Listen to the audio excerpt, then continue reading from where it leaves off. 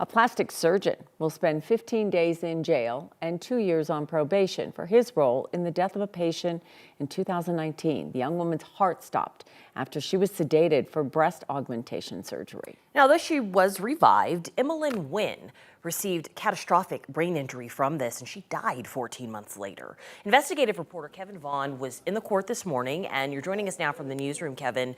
The big issue here was Dr. Geoffrey Kim's actions after this emergency happened.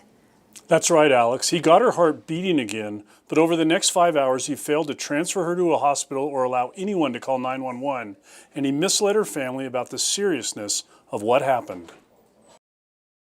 Dr. Geoffrey Kim and his attorneys spent about 90 minutes in court this morning awaiting his fate. He'd been convicted earlier this year of charges of attempted reckless manslaughter and obstructing telephone service for his role in the death of Emmalyn Nguyen. Her heart stopped in his operating room after she was sedated for surgery in August 2019. The judge allowed a camera in the courtroom but prohibited us from recording audio.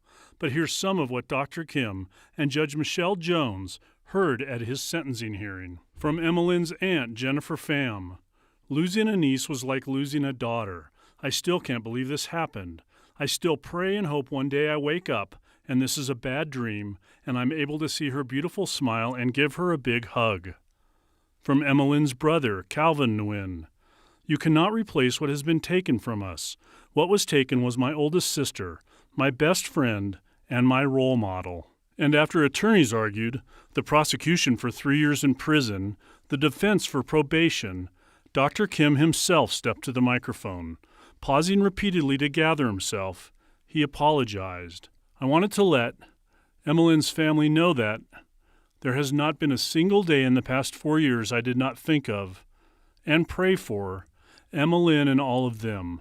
I am devastated to know of the pain and anguish they go through every day. I am so sorry that this happened. Judge Jones sentenced him to spend 15 days in jail and 2 years on probation. Then the handcuffs went on, and he was let off to begin his jail sentence.